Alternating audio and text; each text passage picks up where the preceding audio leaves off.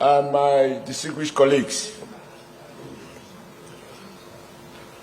thank you for this privilege to meet those who manage our central bank. I want to differ very radically from what seems to be the general view. My view is I am suspicious of people whose main background come from commercial banking. Because central banking is about policy. It's not about marketing. It's not about seeking profit. It's about getting monetary policies right with clear focus on specific microeconomic objectives. Whether it is job creation, stabilizing a price regime, exchange rate regime, inflation regime, all of that. When listening to the CVs, people who have managed banks that have gone into liquidation, that cannot be used as positive in their favor. The truth has to be told. I am not suggesting that any one of them is responsible. I'm saying a doctor who parades the number of people who died under his care cannot forward that to me as a CV for me to appoint him as a Surgeon General. I don't need them to take note of that. That what we do in our small places of work, whether they survive or fail, goes to our credit or discredit. So they should take note. However, sir, I think at the heart of our problem, and I need their views on this, is that the immediate past management of the bank emphasized their autonomy. But in the real world of macroeconomic management, every agency's activity rub off on another agency. There can be no autonomy from monetary authority such that they do not interface with the fiscal authority.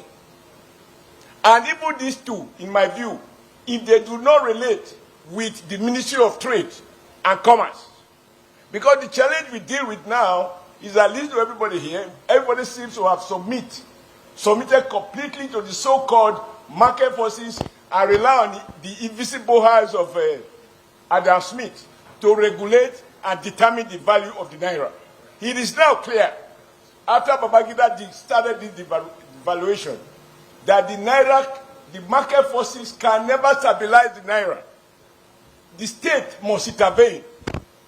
Interest rate cannot be at 20%, 25%, and you are expecting the manufacturing sector to grow that require long-term investment, or investment that require long-term gestation period, borrowing at 20%. Even if you are a drug dealer, you will find that those dealing with drug in some other part of Latin America will be more competitive.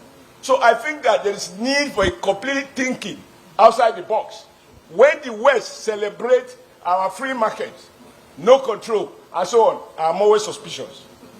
When they come for us that we are doing the right thing, the state is withdrawing, less regulations, at a time when we can see that even at the time of world trade, nation states are negotiating with other nation states to have specific trade relationship. So I feel we need this new team. We need this new team to completely think outside the box, and I will expect on this occasion, Mr. President, that all the things that many of our colleagues have spoken to, including my dear brother Ojikalu, if we allow Nigerians to import everything without restriction, and you have limited Naira dollars available, the Naira will continue to suffer devaluation. Our best time that you refer to, Mr. President, when you reminded us of a time where 1 Naira was 1.5 US dollars. I was a very proud worker in the Texas factory. In those days, government ordered a policy of backward integration, prohibit manufacturers from importing certain items. Even some textile fabrics were prohibited because the game of competition presupposes equality and a level playing field. You cannot ask a featherweight champion to go and engage a heavyweight champion in the name of competition.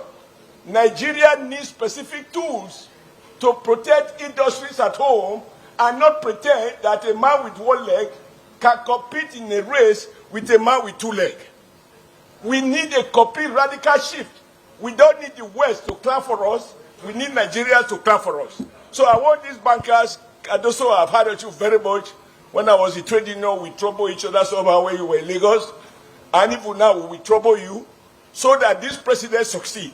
We need to keep interrogating our assumptions and ensure that we are not copying Washington, all this international finance capital.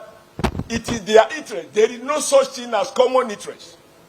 So, Mr. President, I thank you for allowing me to talk this much, because if this president is going to deliver on the renewed hope, it must devise new tools away from invisible market to visible hands that can be held responsible and accountable for our collective future. Thank you, sir.